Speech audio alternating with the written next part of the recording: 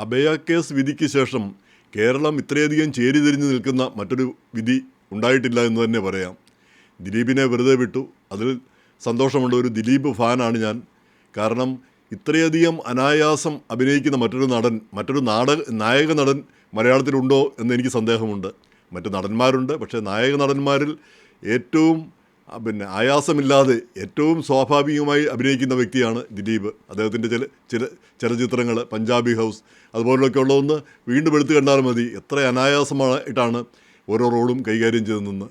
അപ്പോൾ അത് വലിയൊരു സിദ്ധി തന്നെ. അതേസമയം തന്നെ അദ്ദേഹം നല്ല ബിസിനസ്സുകാരനാണെന്നും പറയുന്നു. പിന്നെ വ്യക്തിപരമായ ജീവിതത്തിൽ വന്ന വീഴ്ചകൾ, അപ്പോൾ ഭാര്യ പിണങ്ങിപ്പോവുക എന്നൊക്കെ പറയുന്ന ഒരു സുഖമുള്ള കാര്യമല്ല. ഈ ഡിവോഴ്സൊക്കെ വലിയ കേമപ്പെട്ടതായിട്ട് നമ്മൾ പറയാറുണ്ടെങ്കിലും അത് അനുഭവിച്ചു വരുമ്പോൾ അതത്ര സുഖമുള്ളൊരു കാര്യമായിട്ട് വരാറില്ല എന്നുള്ളതാണ് സത്യമായിട്ടുള്ള കാര്യം. അപ്പോൾ എന്തായാലും അതങ്ങനെ.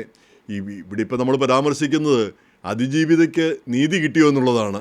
അപ്പോൾ നീതി കിട്ടിയില്ല എന്നാണ് ഒരു വിഭാഗം ആളുകൾ പറയുന്നത്, നല്ലൊരു വിഭാഗം ആളുകൾ പറയുന്നത്. പിന്നെ ഈ നീതി നടപ്പായാൽ പോരാ, ആ നീതി നടപ്പായി എന്ന് മറ്റുള്ളവർക്കൂടെ ബോധ്യമാകണം, ജനത്തിനൂടെ ബോധ്യമാകണം. എന്തായാലും നീതി നടപ്പായി എന്ന് ജനത്തിന് ബോധ്യമായിട്ടില്ല. അത് അക്കാര്യത്തിൽ കോടതി പരാജയപ്പെട്ടു എന്ന് തന്നെ നമുക്ക് തീർച്ചയായിട്ടും പറയാം, ഉറപ്പായിട്ടും പറയാം. നീതി ഒരുപക്ഷെ കോടതി വിധിച്ചത് നീതിപൂർവമായിരിക്കാം. കിട്ടിയ തെളിവുകൾ വെച്ചാണ് അവർക്ക് വിധിക്കാൻ പറ്റൂ, അല്ലാതെ മറ്റൊരു അഭിപ്രായം പറയാൻ അവർക്ക് ആവില്ല എന്ന് നമുക്ക് മനസ്സിലാക്കാവുന്ന കാര്യമേ ഉള്ളൂ. പക്ഷേ ഇവിടെ ചിന്തിക്കേണ്ട കാര്യങ്ങളുണ്ട്. ഈ കോടതി ഈ ജഡ്ജിക്കെതിരെ ആദ്യം മുതലേ അഭിപ്രായ വ്യത്യാസങ്ങൾ, അതായത് ജഡ്ജി ഒരു പക്ഷത്തെ സഹായിക്കുന്നു, അല്ലെങ്കിൽ അവർക്ക് വേണ്ടി വഴിവിട്ട സഹായങ്ങൾ ചെയ്യുന്നു എന്നൊക്കെയുള്ള ആക്ഷേപങ്ങളുണ്ടായിരുന്നു. ജഡ്ജിക്കെതിരെ ഹൈക്കോടതിയിലൊക്കെ പോവുകയും ചെയ്തതാണ് എതിർ വിഭാഗം, അതിജീവിതയുടെ ആ വിഭാഗം. പക്ഷേ ഹൈക്കോടതി ജഡ്ജിയിൽ ഒരു കുറ്റവും കണ്ടെത്തിയില്ല. അവർ നിഷ്പക്ഷമായിട്ട് തന്നെയാണ് കേസ് കേൾക്കുന്നതെന്ന് പറയുകയും ചെയ്തു. അങ്ങനെയാണ് ആ കേസ് വീണ്ടും അവരുടെ ബെഞ്ചിലേക്ക് തന്നെ വരുന്നത്. അപ്പം നിഷ്പക്ഷമായിരിക്കാം അല്ലെന്ന് നമുക്ക് പറയാനായിട്ട് നമുക്ക് യാതൊരു കാരണവും നമുക്ക് കാണുന്നില്ല. പക്ഷേ ഇങ്ങനെ ഒരു ആക്ഷേപവും ആരോപണവും ഉണ്ടായ സാഹചര്യത്തിൽ ആ ജഡ്ജി എന്തിനാണ് ആ കേസ് കേട്ടതെന്ന് മനസ്സിലാവുന്നില്ല. അവർക്കതിൽ നിന്ന് ഒഴിഞ്ഞു മാറാമായിരുന്നു. കാരണം ഇങ്ങനെയുള്ള ആക്ഷേപങ്ങൾ ഒരു ഭാഗത്തു നിന്നുണ്ടാകുമ്പോൾ ആളുകൾക്കൊരു സന്ദേഹമുണ്ടാകുന്ന ഒരു അവസ്ഥ ഉണ്ടാക്കുന്നത് അത് ശരിയാണോ? അത് ഇപ്പോൾ ജഡ്ജി ചെറിയ കേസുകളൊക്കെ ആണെങ്കിൽ നമുക്ക് വിചാരിക്കാം ഇതങ്ങനെയല്ല, പ്രമാദമായൊരു കേസാണ്, കേരളം മുഴുവൻ ഉറ്റുനോക്കുന്നൊരു കേസാണ്.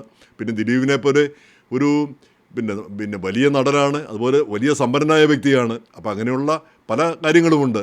അപ്പോൾ അങ്ങനെയുള്ള ഒരു സാഹചര്യത്തിൽ ഒരു ജഡ്ജിക്ക് പകരം വേറെ എത്രയോ ജഡ്ജിമാരുണ്ടായിരുന്നു, ഇങ്ങനെയുള്ള ആക്ഷേപങ്ങളൊന്നും ഇല്ലാത്ത ജഡ്ജിമാർ. അപ്പോൾ അതാണ് ഒരു ആക്ഷേപം ഉണ്ടാവാനായിട്ട് ഉള്ള ഒരു പ്രധാനപ്പെട്ട കാരണം. അതുകൊണ്ട് തന്നെയാണ് ഈ അന്വേഷണ ഉദ്യോഗസ്ഥ ബി സന്ധ്യയൊക്കെ പറയുന്നത് ഇനിയും കോടതിയുണ്ടല്ലോ, ഈ കോടതി കൊണ്ട് കാര്യം തീരുന്നില്ലല്ലോ എന്ന്. അപ്പോൾ ആ കോടതി വിധിക്കെതിരെ മാത്രമല്ല, നമുക്ക് ആ മൊത്തത്തിലൊരു സന്ദേഹം വിട്ടുകൊണ്ടാണ് ഈ കേസ് ഇവിടം വരെ എത്തിയിരിക്കുന്നത്. ഇനിയിപ്പം മേൽക്കോടതിയിലേക്ക് പോയി, ഇപ്പം തന്നെ 8 വർഷമായി. ഇനി മേൽക്കോടതിയിലേക്ക് പോയിട്ട് എത്ര വർഷം എടുക്കുമെന്ന് നമുക്ക് അറിഞ്ഞുകൂടാ. എങ്ങനെയായാലും ദിലീപ് തൽക്കാലം രക്ഷപ്പെട്ടിരിക്കുന്നു, സന്തോഷം.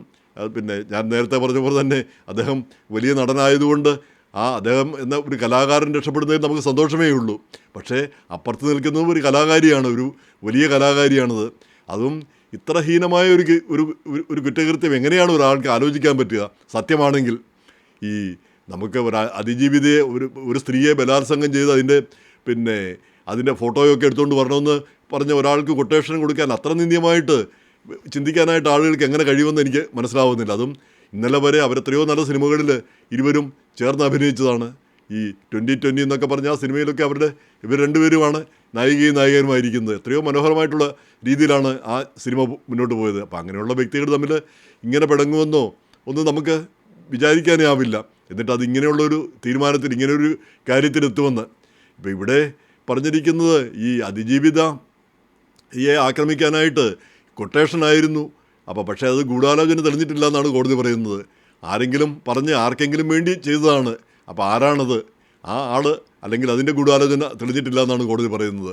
ബാക്കി ഇവർ ചെയ്തു എന്നുള്ളത് തെളിഞ്ഞിരിക്കുന്നു, ഇവർ കുറ്റകൃത്യങ്ങൾ ചെയ്തു എന്നുള്ളത് തെളിഞ്ഞിരിക്കുന്നു. പക്ഷേ ഇവരെ പ്രേരിപ്പിച്ചത്, ഇവർക്ക് കാശ് കൊടുക്കാവുന്നോ കാശ് കൊടുത്തിട്ടോ ഇവരെ കൊണ്ടത് ചെയ്യിച്ചുവെങ്കിൽ ചെയ്യിച്ചതാരാണെന്ന് മാത്രം തെളിഞ്ഞിട്ടില്ല. അപ്പോൾ ആ ഭാഗമാണ് നമുക്ക് എല്ലാം അസ്വസ്ഥത ഉണ്ടാക്കുന്നത്. പ്രത്യേകിച്ച് ഇങ്ങനെ ആക്ഷേപങ്ങളൊക്കെ നേരത്തെ തന്നെ ഉണ്ടായ സാഹചര്യത്തിൽ ആ ജഡ്ജി മാറി നിൽക്കുകയായിരുന്നു വേണ്ടിയിരുന്നത്. വേറെ ജഡ്ജിക്ക് വിടുക, അവർ തന്നെ മാറി നിൽക്കേണ്ടതായിരുന്നു എന്നുള്ള പിന്നെ രീതിയിലാണ് നമ്മളെപ്പോലുള്ളവരൊക്കെ ചിന്തിക്കുന്നത് ഇങ്ങനെയുള്ള പ്രമാദമായ കേസുകളിൽ. അപ്പോൾ എന്തായാലും മേൽക്കോടതിയുണ്ട്, സത്യം ജയിക്കട്ടെ, സത്യമാണ് ജയിക്കേണ്ടത്. ഈ അതിജീവിത സ്ത്രീകളെയൊക്കെ ഉപദ്രവിക്കുന്നത് കാണുമ്പം പിന്നെ നമ്മളൊക്കെ ചോര തിളയ്ക്കുന്ന ആളുകളാണ്. നമ്മുടെ വീട്ടിലെ സ്ത്രീകളെ ആരെങ്കിലുമൊക്കെ ഉപദ്രവിച്ചാൽ നമ്മളത് പിന്നെ കൈയും കെട്ടി നോക്കി നിൽക്കില്ല. കേരളത്തിലെ യുവജനതയും ഒരു ജനതയും നോക്കി നിൽക്കില്ല, ശക്തമായിട്ട് പ്രതികരിക്കും. അപ്പോൾ ഏത് സ്ത്രീയെയാണെങ്കിലും ഉപദ്രവിക്കുന്നു എന്നുള്ളത് നമ്മളെ സംബന്ധിച്ചിടത്തോളം ഇഷ്ടമുള്ള കാര്യമല്ല. നേരെ മറിച്ച് ഈ പരസ്പര സമ്മതത്തോടെയുള്ള കാര്യങ്ങൾ, രാഹുൽ മാങ്കൂട്ടത്തിൻ്റെ ഒക്കെ കാര്യങ്ങൾ, അത് നമുക്ക് മനസ്സിലാക്കാൻ കഴിയും. പിന്നെ അവിടെ നമുക്ക് സൗമനസ്യം പിന്നെ രാഹുലിനോട് തോന്നുകയും ചെയ്യും. കാരണം സ്ത്രീയും തുല്യ പങ്കാളിത്തത്തോടെ പോയിട്ട് പിന്നെ അതും ഇതും പറയുന്നതിൽ എന്താണ് അർത്ഥമിരിക്കുന്നത്? അത് പിന്നെ ഓരോതരം ഈ ക്രൂരമായി ബലാത്സംഗം ചെയ്തു എന്നൊക്കെ പറഞ്ഞുള്ള ആരോപണങ്ങൾ വരുമ്പോൾ അതിനെ നമ്മൾ പലപ്പോഴും പുച്ഛിച്ച് തള്ളാറാണ് ഉള്ളത്. ഈ സ്വന്തം ഇഷ്ടപ്രകാരം പോയി ഒരു കാര്യം ചെയ്തതിന് ശേഷം പിന്നീട് അങ്ങനെ ഉണ്ടായി ഇങ്ങനെ ഉണ്ടായി എന്ന് പറയുന്നതിൽ വലിയ അർത്ഥമുണ്ടെന്ന് തോന്നുന്നില്ല. പക്ഷേ ഇവിടെ അങ്ങനെയല്ല.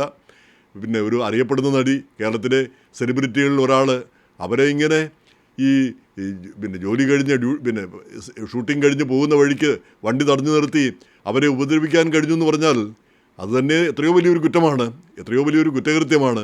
അപ്പോൾ അതിന് പ്രേരിപ്പിക്കുകയോ അതുമായിട്ട് ഏതെങ്കിലും തരത്തിൽ ബന്ധമുണ്ടെങ്കിൽ ദിലീപൊക്കെ ശിക്ഷിക്കപ്പെടേണ്ടതാണ്. അത് പിന്നെ സാമാന്യമായിട്ടുള്ള ഒരു നീതി നടപ്പാകേണ്ട ഒരു കാര്യമാണ്. അപ്പോൾ അങ്ങനെയൊന്നും ഇല്ലയെന്നാണ് കോടതി പറയുന്നത്. അപ്പോൾ കോടതി പറയുന്നത് വിശ്വസിക്കാനേ നമുക്കാവൂ. അതിനെ നമ്മൾ ചോദ്യം ചെയ്യുന്നത് ശരിയുമല്ല. ജഡ്ജിക്ക് എന്തെങ്കിലും മോട്ടീവ് ഉണ്ടെന്ന് ആരോപിക്കുന്നതും ശരിയല്ല. അതായിരിക്കാൻ നിയമവും ശരിയായിട്ടുള്ള കാര്യം. അങ്ങനെ ആയിക്കോട്ടെ. മേൽക്കോടതിയിൽ ചെല്ലുമ്പോൾ അതിൻ്റെ പിന്നെ അവിടെയും ഉണ്ടല്ലോ തീരുമാനങ്ങൾ വരാൻ പോകുന്നത്. അപ്പോൾ അവിടെയും നമുക്ക് എന്താണ് ഉണ്ടാകുന്നതെന്ന് കാത്തിരുന്ന് കാണാം. പക്ഷേ ഇതിൻ്റെ ഇടയിലെല്ലാം ആ നീതി നിഷേധിക്കപ്പെടുന്നു. നീതി ഇങ്ങനെ നീണ്ടു പോകുമ്പം, വിചാരണയും ഇതൊക്കെ നീണ്ടു പോകുമ്പോഴും, അതുപോലെ തന്നെ ഒരു കോടതിയിൽ നിന്ന് വേറൊരു കോടതിയിലേക്ക് ഇങ്ങനെ തട്ടിക്കൊണ്ട് പോകുമ്പോഴും ഒക്കെ നഷ്ടപ്പെടുന്നത് ആ നീതി നഷ്ടപ്പെടുകയാണ് ചെയ്യുന്നത്. എല്ലാവരും അത് വിസ്മൃതിയിലാവുന്നു, എല്ലാവരും മറന്നു പോകുന്നു. ഒരുപക്ഷെ പിന്നെ ഓരോ വിഭാഗക്കാരും ആഗ്രഹിക്കുന്ന അതായിരിക്കാം. എന്തായാലും ഇതിൽ നീതി നടപ്പായോ ഇല്ലയോ എന്ന് ഓരോരുത്തരും തീരുമാനിക്കേണ്ട ഒരു അവസ്ഥ വന്നിരിക്കുന്നു. അതാണ് ഏറ്റവും ഖേദകരമായ വസ്തുത. ഒരു കോടതി വിധി വരുമ്പോൾ എല്ലാവരും അംഗീകരിക്കാൻ കഴിയണം. ഇതിപ്പോൾ എല്ലാവരും അംഗീകരിക്കുന്നില്ല, അതിൽ പിന്നെ പാകപ്പെടുകയുണ്ടെന്നുള്ള രീതിയിൽ ചിന്തിക്കുന്നു. അപ്പോൾ അവിടെയാണ് ഒരു പരാജയം എന്ന് തോന്നുന്നു.